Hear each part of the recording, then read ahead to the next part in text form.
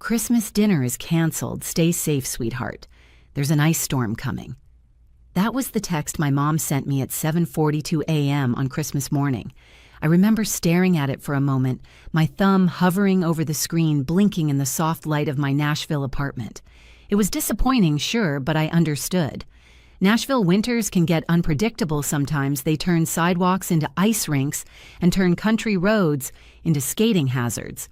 So I told myself, safety first, even if it meant spending Christmas alone. I curled up on my couch with a blanket, made myself a too-sweet mug of hot chocolate, and turned on the same old holiday movies I watched every year. I tried not to feel the sting of solitude too deeply.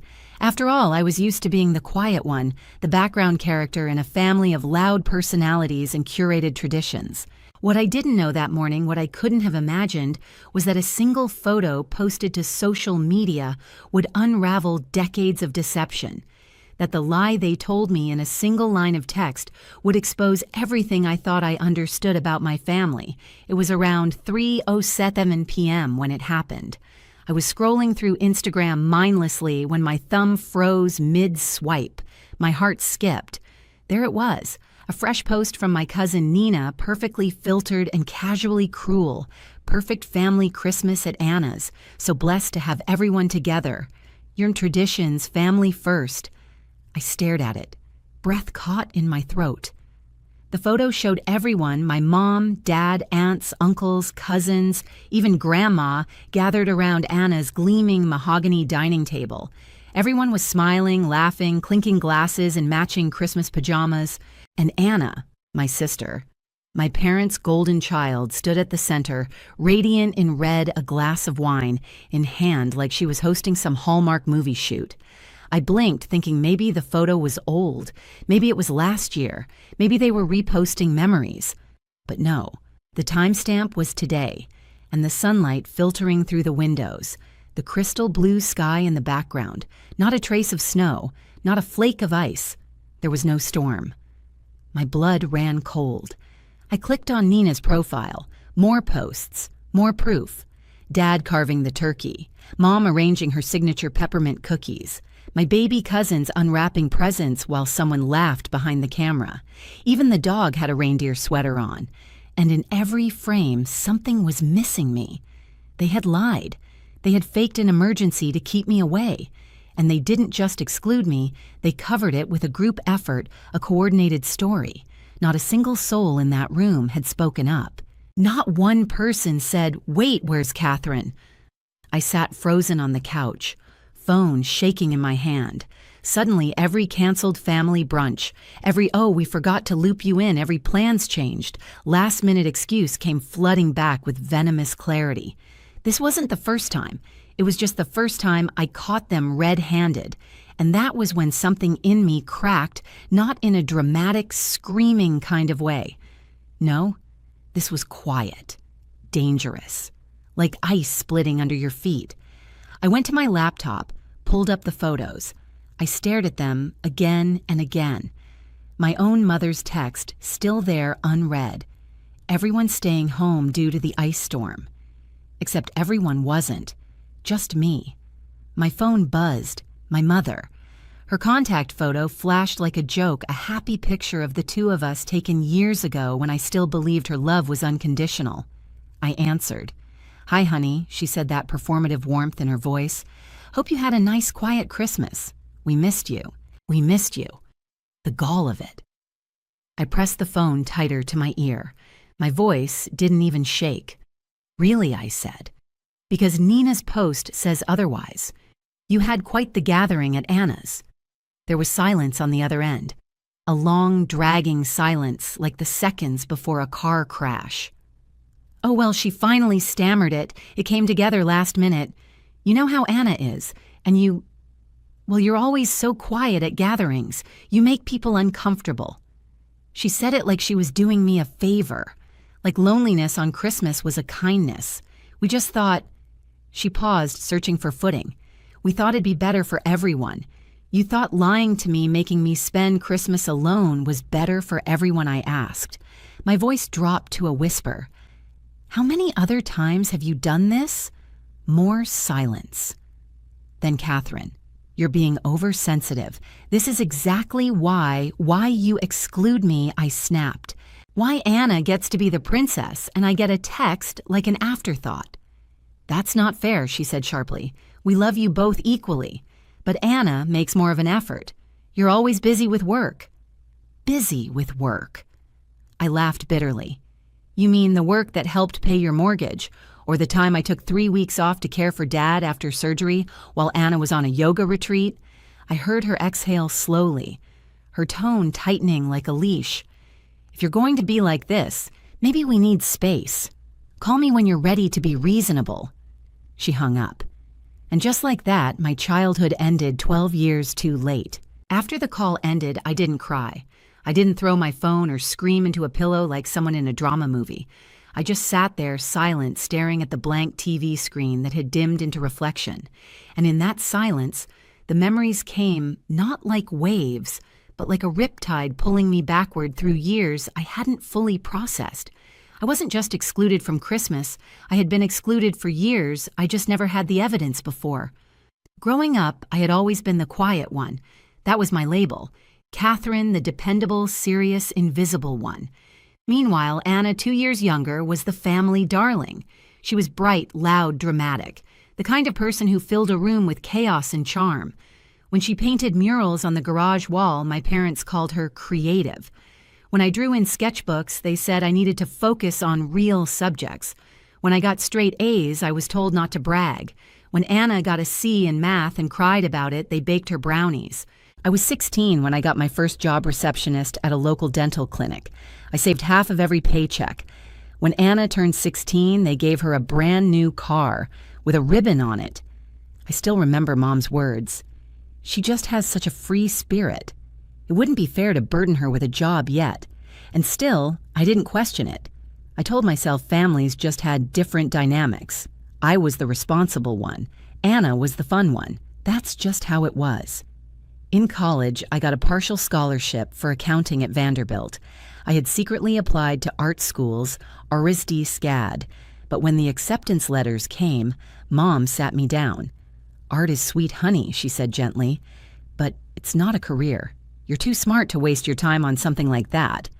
I let her talk me out of my dream.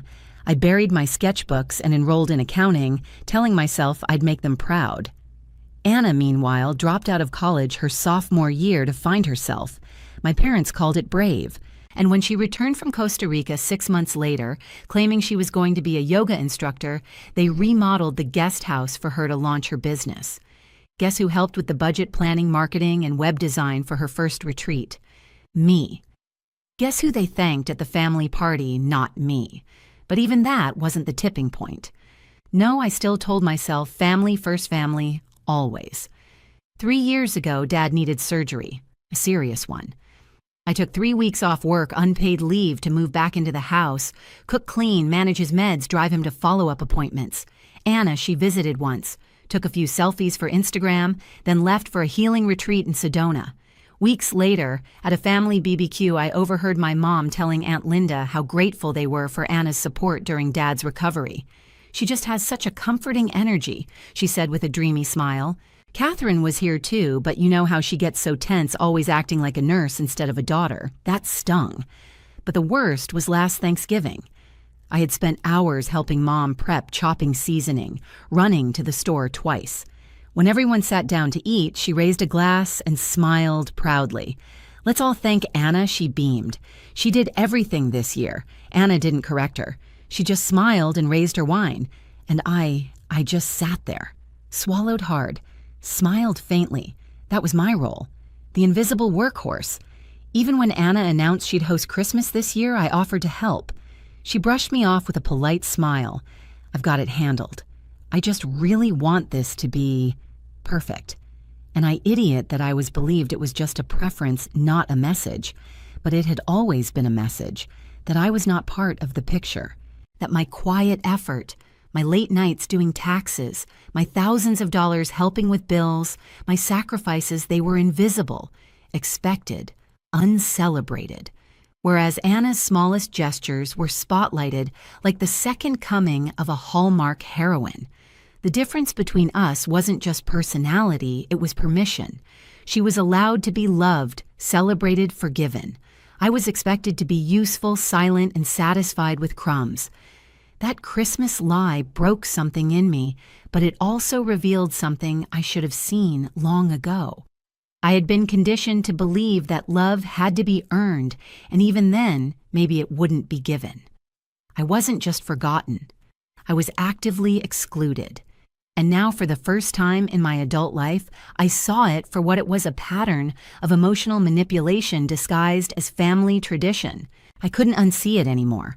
Once that pattern clicked into place, once I saw how deeply they'd been willing to deceive me just to maintain their perfect holiday fantasy, it became impossible to pretend it didn't matter.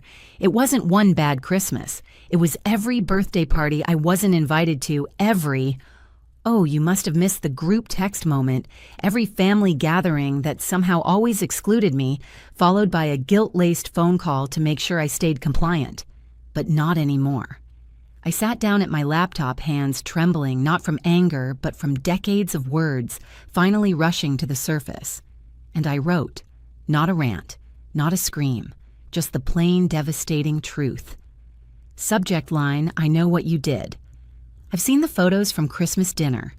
I wrote the lines slowly, deliberately.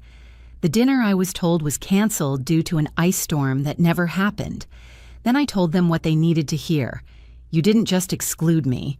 You fabricated an emergency. You coordinated a lie. You made me believe I was alone while you all posed for group photos in matching pajamas.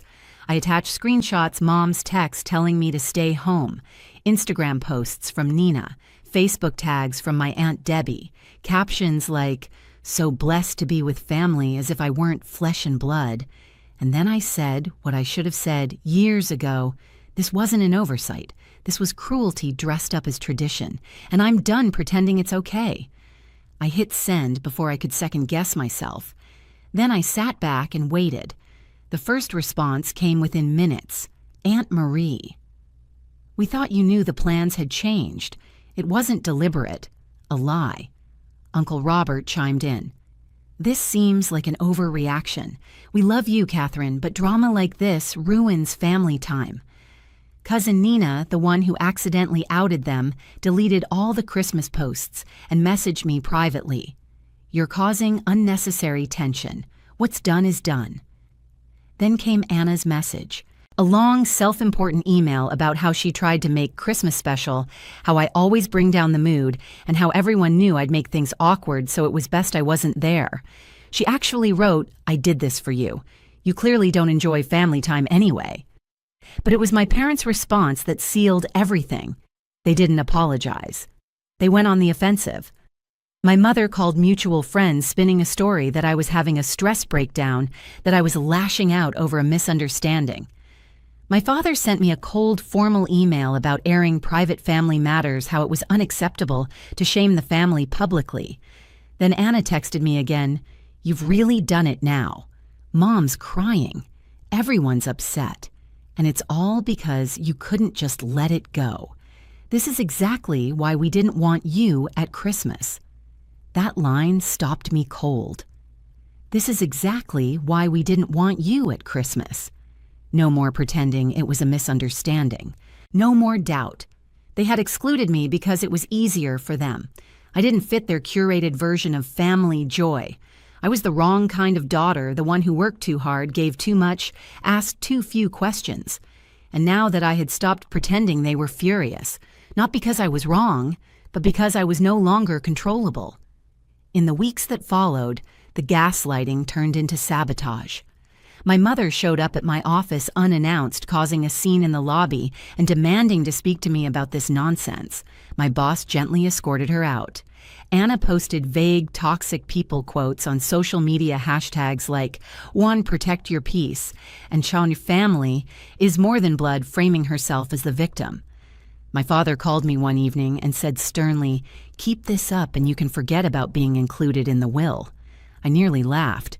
He spoke as if I still cared about his scraps of affection, as if I hadn't already spent years offering support with no strings attached, as if there was anything left to lose. The thing is, those threats, The manipulation. They didn't work anymore. If anything, they confirmed what I'd finally begun to believe: I was never the problem. The moment I stopped begging for scraps, they treated me like the enemy, not because I was wrong, but because I'd broken the cycle. And yet, there was one thing I still didn't understand. Why now? Why this Christmas? What made them go from subtle exclusion to outright deception? The answer came unexpectedly. A week after I sent the email, I received a message from someone I hadn't heard from in years. Rachel, a retired family friend, once my parents' financial advisor before she stepped back from the drama, as she once put it. Catherine, I saw what's happening on social media. There's something you need to know. Can we meet? I hesitated, but my gut told me this wasn't gossip. This was something deeper, and I had no idea how much my world was about to shift. The cafe Rachel picked was quiet, almost too quiet, one of those tucked-away spots downtown, with old jazz playing and cinnamon hanging in the air. I got there early, partly to avoid attention, partly because I felt like the ground beneath my life was shifting, and I didn't want to be late for the tremor.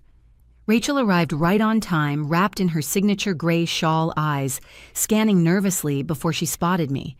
She didn't hug me. She just sat down slowly, her hands trembling slightly as she placed a manila envelope between us. I've carried the guilt for too long, she said softly. My stomach turned. I opened the envelope and pulled out the first few pages: bank records, signed letters, real estate filings, legal documents. My name was everywhere, but so was Anna's.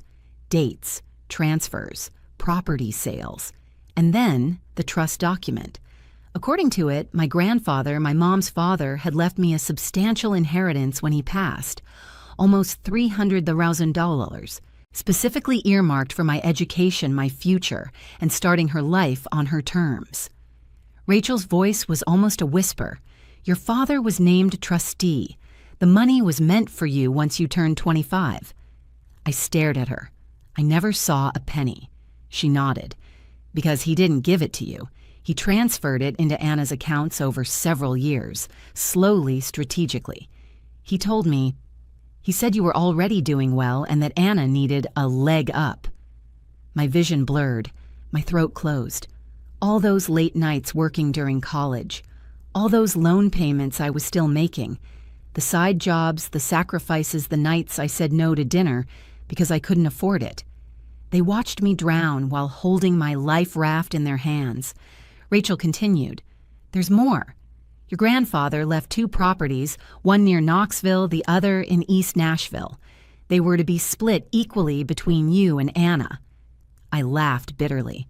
I've never owned a house. Rachel nodded again, visibly uncomfortable. Your parents sold both properties 5 years ago, using the power of attorney you signed when you were 18, remember? They said it was for medical emergencies. I remembered. I had signed it at the kitchen table in my pajamas, half listening to my mother reassure me, just routine paperwork, honey. Every adult does this eventually.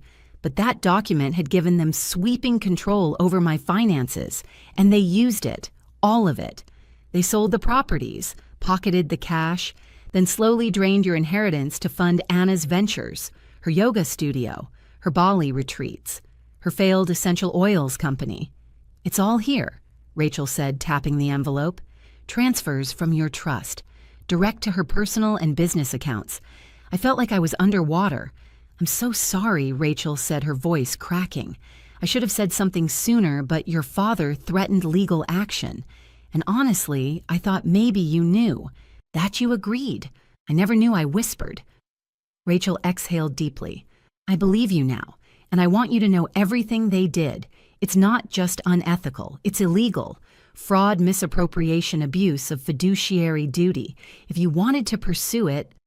Her voice trailed off. I already knew what she was saying. I was an accountant. I had spent years tracking corporate fraud, building forensic ledgers for audits. If anyone was equipped to follow the money trail, it was me. Only this time. The crime scene was my own family. Why now? I asked, finally. Why are you coming forward now? Rachel looked me dead in the eyes. Because I saw your mother's Facebook posts. She's telling everyone you're unstable, ungrateful, that you're lashing out over some imagined slight. And I thought, no, this girl has been robbed, and now they're trying to ruin her before she discovers the truth. I nodded slowly. They're panicking. Rachel leaned in. And you need to be prepared because they're going to fight like hell to protect their version of the story. But Catherine, you have the truth, and you have proof. That's more than most people get.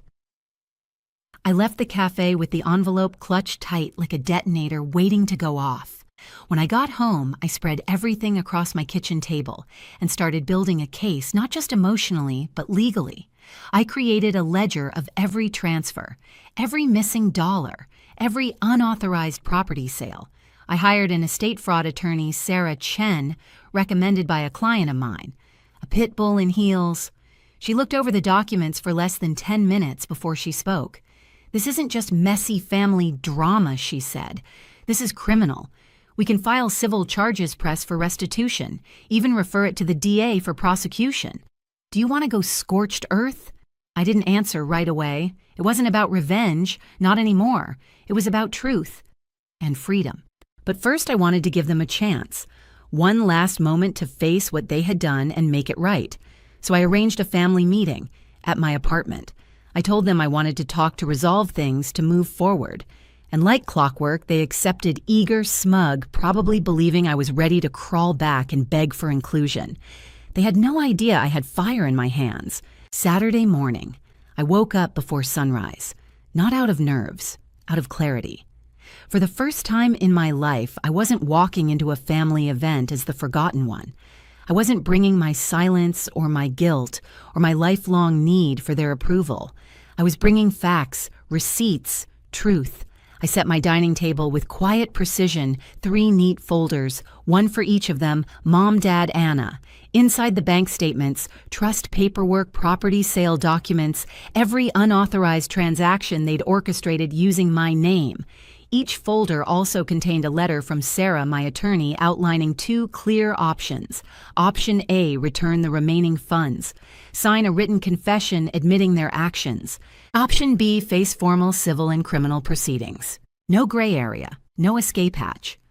By the time the doorbell rang, I was seated at the table, coffee in hand, the picture of calm.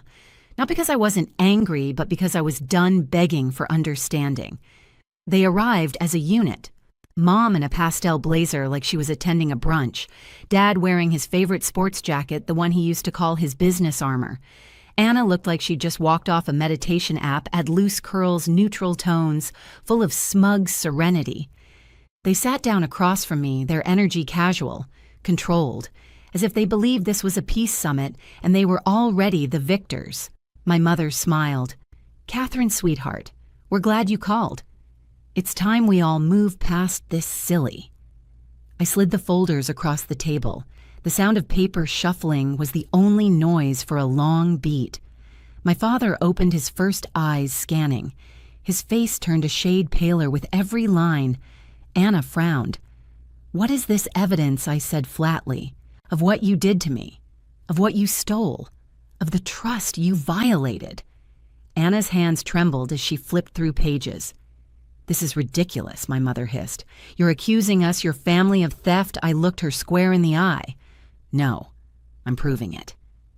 Dad found his voice first. "You had no right to get these documents."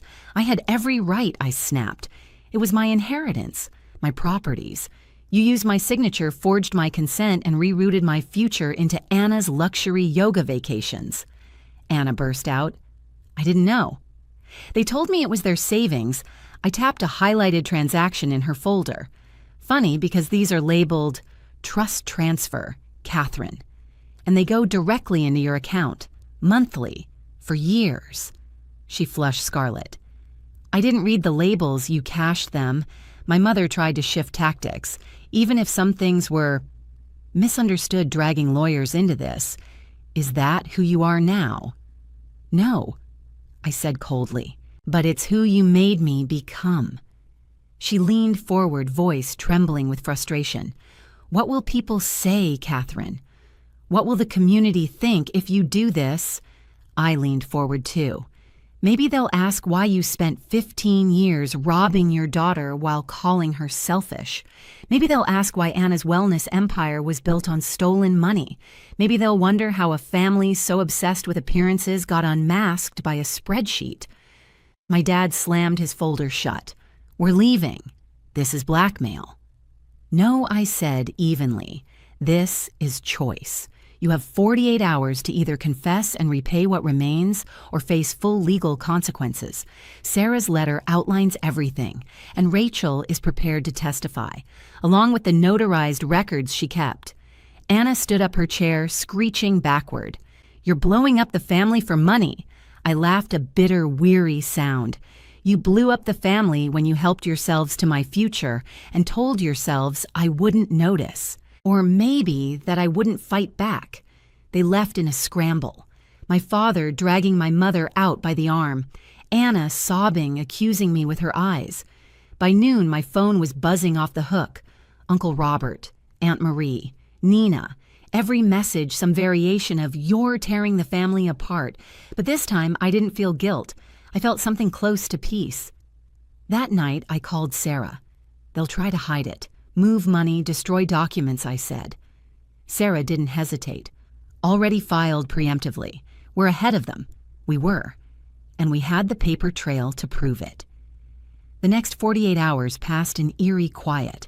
And then the silence broke. My father started liquidating old accounts. My mother attempted to pressure Rachel into changing her story. Anna posted a vague story about being betrayed by someone she once trusted. They didn't sign the confession. They didn't repay a cent. They chose pride. So I chose action. I filed the full complaint. Sarah submitted everything to the local authorities. The DA reviewed the trust abuse power of attorney manipulation and inheritance embezzlement. Within 24 hours, police arrived with search warrants. My parents' home was searched. My father was removed from his office in handcuffs for trust violation and wire fraud. Anna's yoga studio, funded with misappropriated funds, was seized. And me, I sat in my office, watching the headlines roll across my phone. Prominent local couple investigated in inheritance fraud case. The family group chat went eerily quiet. Then unexpectedly, a message from Rachel. You did the right thing. Your grandfather would be proud. I didn't respond right away. I just looked out the window. It was snowing. Real snow. Not the fake kind you use to cover lies. 1 year later, I sat by the window of my new home in Denver, a blanket draped over my legs, snow falling like soft punctuation on the glass. There was no Christmas tree this year, no garland, no turkey in the oven, but there was warmth. There was stillness. There was me, whole steady, and for the first time in my life, free from performance. The legal case had wrapped up months earlier. My parents took plea deals. They were ordered to pay restitution for what they hadn't already squandered. The judge had called their actions a calculated betrayal of fiduciary and emotional trust. That phrase lived rent-free in my mind, not out of bitterness, but because it was the first time someone officially recognized what I had lived through. Anna's yoga brand crumbled. Her carefully curated online persona lost credibility overnight. The wellness influencer who once waxed poetic about truth and alignment now worked quietly as a receptionist at a downtown real estate firm. I didn't follow her updates, but I knew enough to say this karma doesn't always roar. Sometimes it just changes your job title and stops clapping when you enter the room. As for my extended family, silence. The relatives who once gushed over Anna's radiant energy unfollowed me without a word. No birthday texts, no check-ins, no half-hearted olive branches. And you know what, I didn't miss them. What I had, instead, were the people I chose. Co-workers who sent hot chocolate after court hearings. A neighbor who helped me hang shelves in my new apartment. Even a few cousins distant but thoughtful who messaged me in private to say they'd always known something wasn't right. They'd just never had the courage to speak up. I see you now, one of them wrote, and I'm sorry it took this long. The words didn't fix the past, but they softened the edges of it. Rachel came to visit last week. She brought an old photo album she'd found while cleaning out her office, one my grandfather had made for me. Inside were Polaroids I hadn't seen in decades, me with tangled curls and grass-stained knees, fishing beside him at the lake, painting rocks, eating popsicles under the sun. In one photo, I'm showing him a stick figure drawing of a house. He's beaming. He always said you were the strong one, Rachel told me, sipping her tea. He knew they favored Anna. He hated it. But he believed you'd find your way, and that's why he left you everything. I touched the photo carefully, the worn edges soft beneath my fingertips. He had tried to protect me, not just with money, but with faith. And even though they'd taken the assets, they couldn't erase the gift entirely. Because the real inheritance, it wasn't the trust account. It was the truth. It was the quiet voice inside me that finally learned how to speak clearly, loudly, without apology. I got promoted this fall, senior analyst. My boss said it was overdue. I just smiled. No one needed to know the storm I'd walk through to get there. I also started sketching again. Not for anyone else, just for me. I framed one of my drawings in the hallway of my apartment. A little girl holding an umbrella made of coins, standing beneath a storm cloud.